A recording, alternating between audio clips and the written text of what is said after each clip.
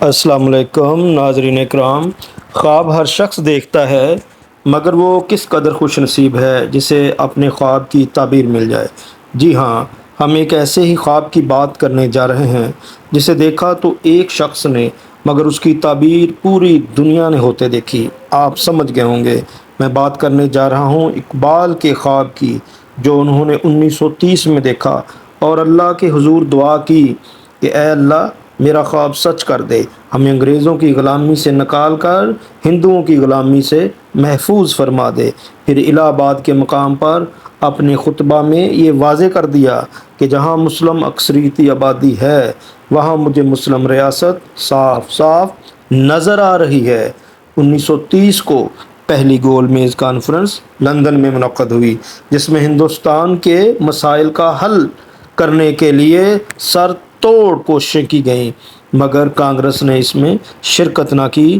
یوں یہ London conference بے نتیجہ ختم ہو گئی۔ 1931 میں کانفرنس میں دوبارہ اس چیز پر زور دیا گیا کہ مسلمان اور ہندوؤں کا کوئی ایک الگ الگ ملک کے طور پر حل نکالا جائے، کیونکہ برصغیر میں آزادی کی تحریکیں زور پکڑتی جا رہی ہیں۔ دوسری طرف 1931 میں ہی کانپور میں ہندو مسلم فسادات برپا ہو گئے تھے، تو اس طرح دوسری گول کا میز کانفرنس 1931 میں منعقد ہوئی، وہ بھی بے نتیجہ ثابت ہوئی۔ تیسری گول میز کانفرنس 1932 میں دوبارہ ہندوستان کی آزادی اور مسائل کے حل کے لیے منعقد ہوئی، مگر وہ بھی بغیر کسی نتیجے کے اختتام پذیر ہو گئی۔ جی ہاں، آگے چل کر 28 جنوری 1933 کو برطانیہ میں چودھری رحمت علی نے ایک کتابچہ نو اور نیور کے نام سے شائع کیا، جس میں آزادی کے نتیجے میں بننے والی نئی مسلم ریاست کا نام پاکستان تجویز کیا، یعنی پے پنجاب، الف سے افغان سرحدی صوبہ، کاف سے کشمیر، سین سندھ اور تان سے بلوچستان۔ یہاں یہ بات بھی قابل ذکر ہے کہ اسی دوران قائد اعظم بھی برطانیہ میں ہی ہندوستان کے مسلم رہنماؤں کے اختلافی رویوں سے دل برداشتہ ہو کر مقیم تھے، مگر یہ خوشخبری ہے پاکستان کے لیے کہ 1933 کو لیاقت علی خان قائد اعظم کو منا کر واپس برصغیر میں لانے میں کامیاب ہو گئے۔ 1935 کو گورنمنٹ آف انڈیا ایکٹ نافذ کر دیا گیا۔ اس سے پہلے 1919 کا ایکٹ چل رہا تھا جسے ختم کر دیا گیا۔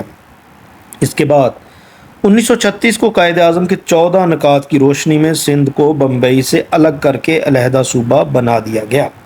1937 انتخابات کروائے گئے، جس میں کانگریس نے واضح برتری حاصل کی، جبکہ مسلم لیگ اپنی 485 مسلم نشستوں میں سے صرف 108 سیٹیں ہی حاصل کر سکی۔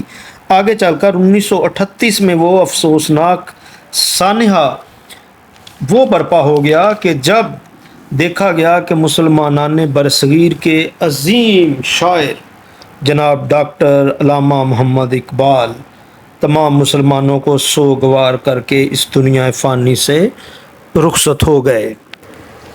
1938 کو جو کانگریسی وزارتوں کا جیت کی روشنی میں انہوں نے حکومت بنائی تو انہوں نے مسلمانوں پر خوب ظلم و ستم ڈھائے۔ دوسری طرف ستمبر 1939 کو دوسری عالمی جنگ بھی چھڑ گئی تھی۔ ادھر کانگریس نے اپنی وزارتوں سے استعفیٰ دے دیا اور مسلمانوں نے اس عمل کو، چونکہ وہ پہلے ہی کانگریس کے ظلم و ستم سے تنگ آ چکے تھے، انہوں نے یوم نجات کے طور پر اس دن کو منایا، جس دن کانگریس نے استعفیٰ دے دیا اپنی وزارتوں سے۔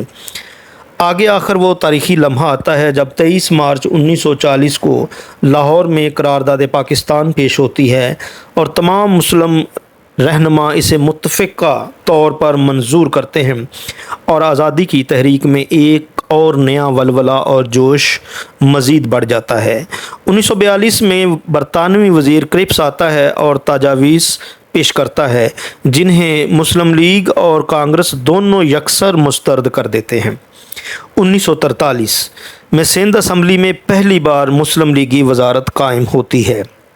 1944 میں جناح گاندھی مذاکرات ہوتے ہیں تاکہ برصغیر کے مسائل کا کوئی حل نکالا جا سکے، مگر دو قومی نظریہ جس کی بنیاد پر مسلمان اور ہندو دونوں ایک دوسروں سے مختلف قومیں ہیں ہر لحاظ سے، لہٰذا یہ گاندھی جناح مذاکرات بھی نتیجہ خیز نہیں بن سکے۔ 1945 میں جنگ عظیم دوم کا خاتمہ ہوتا ہے۔ ادھر برصغیر میں 1945 کو وائسرائے ہند آخری ہندوستان کے وائسرائے کے طور پر تشریف لاتے ہیں اور تمام رہنما شملہ میں ان سے ملتے ہیں، جسے شملہ کانفرنس کا نام بھی دیا جاتا ہے۔ 1946 میں کیبنٹ مشن پلان پیش کیا جاتا ہے تاکہ اسے برصغیر کے مسائل کا حل نکالا جا سکے، مگر یہ بھی ناکام ہو جاتا ہے۔ پھر 3 جون 1947 کو وہ منصوبہ پیش ہوتا ہے جسے لارڈ ماؤنٹ بیٹن پیش کرتے ہیں، جس میں مسلم اکثریتی علاقوں کو پاکستان کی ریاست کے طور پر چنا جانا تھا اور دیگر کو بھارت میں شامل کیا جانا تھا۔ اس کے بعد وہ تاریخی لمحہ بھی دنیا نے دیکھا جب 13 اگست 1947 کو، جی ہاں، وقت تھا 11:59 اور رمضان المبارک کی 27ویں شب تھی، ریڈیو لاہور سے مصطفیٰ علی ہمدانی بولتے ہیں کہ یہ طلوع صبح آزادی ہے۔ تو یوں آپ نے دیکھا کس طرح ایک خواب جو ڈاکٹر علامہ محمد اقبال نے 1930 میں دیکھا اور جسے اگرچہ ہندوؤں نے دیوانے کا خواب قرار دیا اور ہندوستان کو گاؤ ماتا کے 2 ٹکڑے کرنے کے مترادف قرار دیا، لیکن دنیا نے دیکھا کہ مسلمانان برصغیر نے اسی علامہ اقبال کے خواب کو قائد اعظم کی رہنمائی میں تعبیر کی شکل میں ممکن ہوتے ہوئے دیکھا۔ تو آخر میں اسی شعر کے ساتھ اس ویڈیو کو ضرور آپ پسند کرتے ہوں گے، اور انشاءاللہ یہ ایک نئی کوشش ہے میری کہ آج کے نوجوانوں کو، بالخصوص طالب علموں کو، ضرور اس کہانی کا علم ہونا چاہیے، اس قصے کا پتہ ہونا چاہیے کہ کس طرح ایک خواب ایک کوششوں کے نتیجے میں کس طرح وہ تعبیر ہوئی اور دنیا کے نقشے پر ایک نئی مملکت خدا داد پاکستان کی شکل میں سامنے آ گئی۔